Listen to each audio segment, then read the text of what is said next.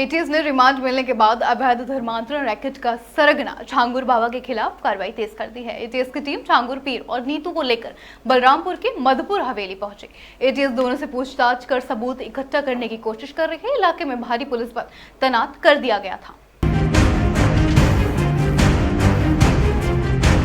छांगुर बाबा, जिनका असली नाम जमालुद्दीन है, पिछले 15 साल से अवैध धर्मांतरण का नेटवर्क चला रहा था। उसने सरकारी जमीन पर आलीशान हवेली और कोठी बनवाई थी, जिसमें विदेशी सामान, नस्ल के कुत्ते घोड़े और हाईटेक सुरक्षा इंतजाम मिले हैं। हवेली में गुप्त कंट्रोल रूम, दर्जनों सीसीटीवी कैमरे, प्राइवेट पावर प्लांट और सोलर पैनल लगे थे। प्रशासन को हवेली गिराने के लिए 3 दिन तक 8 बुलडोजर लगाने पड़े। एटीएस ने छांगुर बाबा और उसकी सहयोगी नीतू उर्फ नसरीन को लखनऊ के एक होटल से गिरफ्तार किया था। दोनों 7 दिन की पुलिस रिमांड पर हैं। एटीएस अब इन्हें बलरामपुर लेकर पहुंची ताकि हवेली से अवैध धर्मांतरण से जुड़े दस्तावेज, इलेक्ट्रॉनिक डिवाइस और विदेशी फंडिंग के सबूत जुटाए जा सके। एटीएस की जांच में मुख्य सवाल है, फंडिंग कहां से आई, कितने लोगों का धर्म परिवर्तन कराया गया है, गिरोह के सदस्य किन किन राज्यों में सक्रिय हैं और क्या इसके पीछे विदेशी ताकतों का हाथ है।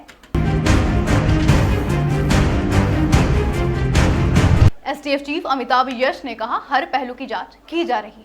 छांगुर बाबा और जमालुद्दीन और उसके प्रमुख सहयोगी नीतू उर्फ नसरीन की गिरफ्तारी की गई थी। आज 7 दिवस का रिमांड यूपी एटीएस द्वारा इन्वेस्टिगेशन के दौरान इन दोनों मुख्य अभियुक्तों का लिया गया है। इनसे इस गैंग के सभी गतिविधियों, इनके मनी ट्रेल, इनके द्वारा अर्जित अवैध संपत्तियां इत्यादि की जानकारी की जाएगी।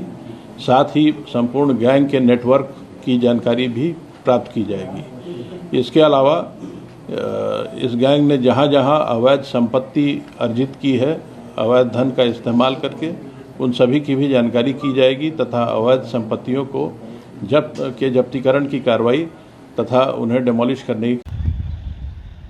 आज हम आपको धर्मांतरण, इस्लामिक धर्म के प्रचार प्रसार और अकूत संपत्ति कमाने के उस नेटवर्क के सबसे बड़े सरगना के गिरफ्तारी होने के बाद उस जगह पे खड़े हैं जहां से रहरा माफी से निकलने के बाद इस व्यक्ति ने शुरुआत की थी।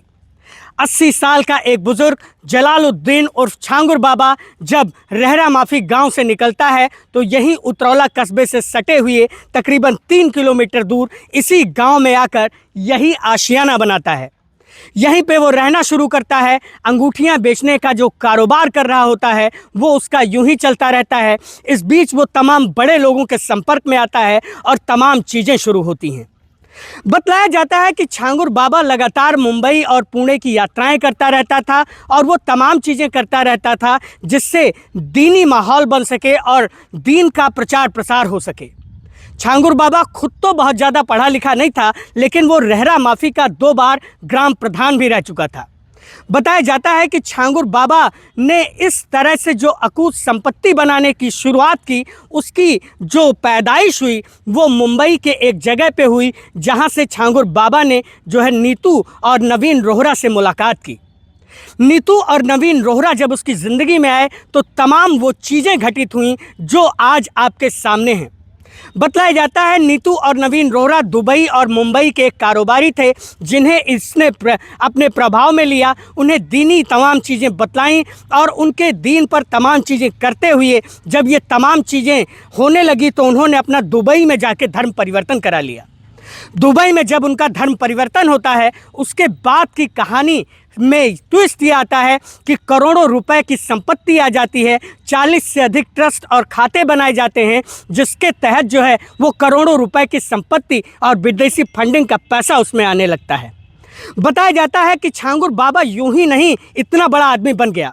उसके पास न केवल उतरौला बल्कि पुणे, मुंबई और अन्य जगहों पर भी अकूत संपत्ति है जिसका दावा तो किया जा रहा है लेकिन अभी कोई पुख्ता प्रमाण नहीं है। इसी बीच जब तमाम एजेंसियां जांच करने की शुरुआत करती हैं और एक व्यक्ति वसीउद्दीन खान उर्फ बबलू नाम का व्यक्ति जब बाबा के खिलाफ शिकायत करता है तो तमाम चीज़ें होनी शुरू होती हैं। बताया जाता है कि हिंदू संगठन और वसीउद्दीन खान बबलू ने एक ऐसा कॉकटेल बनाया जिसके बाद से बाबा की मुसीबतें बढ़ने लगीं। छांगुर बाबा लगातार उन चीज़ों को दबाने का स्थानीय स्तर पर न केवल प्रयास करता रहा, बल्कि वो तमाम बड़े अधिकारियों के संपर्क में आया, जिससे उसे तत्काल रेमेडी मिलती रही। छांगुर बाबा का इतिहास यूं ही नहीं कहा जाता है कि उतरौला में सबसे बड़े नामों में दर्ज किया जाएगा। उसने रफ़ीनगर, धुसाह और तमाम जगहों पर बड़े पैमाने पर न केवल संपत्तियां बनाई, बल्कि करोड़ों अरबों की ज़मीनों को खरीदते हुए उसने एक बड़ा आलीशान घर बनाया। छांगुर बाबा के खिलाफ पहला मुकदमा जो है देवगांव थाना आजमगढ़ ज़िले में दर्ज होता है और उसमें तकरीबन 10 लोग मुलजिम बनाए जाते हैं, जिसमें इसका बेटा और तमाम लोग मुलजिम होते हैं।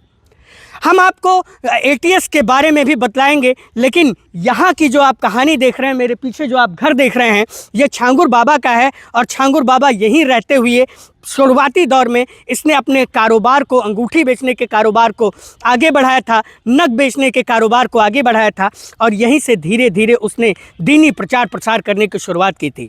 अब हम उसके उस अकूत संपत्ति वाले महल पर ले चलेंगे, जहां से आपको पता चलेगा कि बाबा किस स्तर का आदमी था और कहां तक पहुंचा, और आज फिर उसका यह हश्र कैसे हुआ।